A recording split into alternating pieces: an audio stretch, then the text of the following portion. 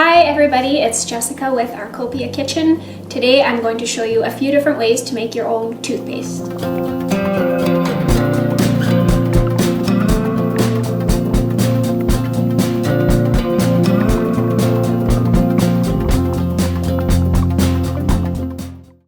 So toothpaste in the stores is either full of harmful chemicals like endocrine disruptors or fluoride, and we won't even get into that. Otherwise, if you're buying the natural stuff, it is very expensive, especially if you have a whole family to buy toothpaste for. It can be really expensive. So I'm going to show you guys two different ways that I make toothpaste.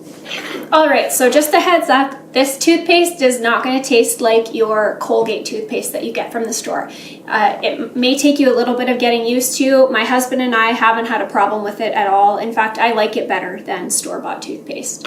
So I'll show you how to make tooth powder first. You use this as a toothpaste, but it's just in a powder form, and the way you use it is you wet your toothbrush and you dip it into the powder and brush your teeth that way. So I'll show you how to do that first. You only need a couple ingredients. One of them is bentonite clay.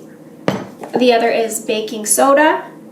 You're going to use a little bit of salt, and you're going to want to flavor it with something, so you can either use crushed up mint leaves. So these are just wild mint leaves that I foraged. You can stick them in a coffee grinder. These I just crushed up with my fingers after I dried them. That's what I'll be using this time. Or you can use essential oil. I also like to use a wintergreen essential oil.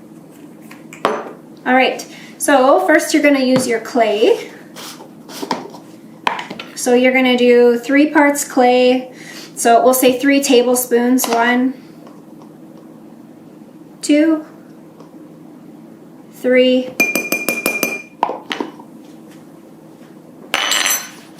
1 part baking soda.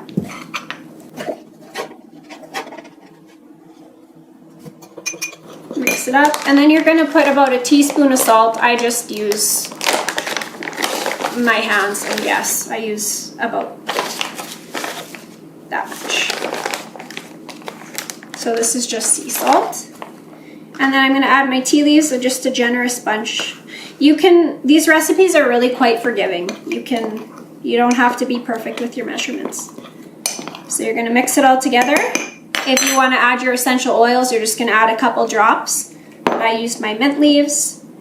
Done. So this makes a wonderful toothpaste. This is my favorite way to make toothpaste. In comparison of the 2 recipes that I'm going to show you, this one is my favorite. So yeah, what you do is you wet your toothbrush, dip it in there, and you brush your teeth. Some people have a hard time with the taste because this is not sweet at all. So some people add xylitol or stevia. I don't do any of that. I'm perfectly fine using this toothpaste the way it is. And this costs nothing to make, hardly anything to make, and it lasts a really long time. So that's recipe number 1. Let's get to recipe number 2. All right, recipe number 2 is an actual paste. You're going to be using coconut oil to make it into a paste. So this is very similar to the first recipe, like really, really similar. These recipes are so forgiving. You don't have to be perfect. So I'm going to do 1, 2, 3 tablespoons of bentonite clay, 1 tablespoon of baking soda, just a big generous pinch of salt. I'll use wintergreen essential oil for this one. You can flavor your toothpaste so many different ways.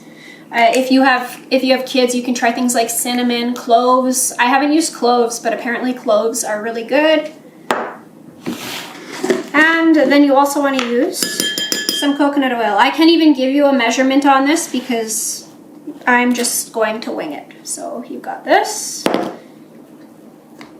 It's probably easier if you soften your coconut oil in the microwave a little bit first, but it is that easy. Like, it is stupid easy to make toothpaste. I don't know why we're not all doing it. And so much healthier for you. So you're just going to mash it up in there. Make a little bit of a mess. That's okay. I think I'm going to need some more coconut oil.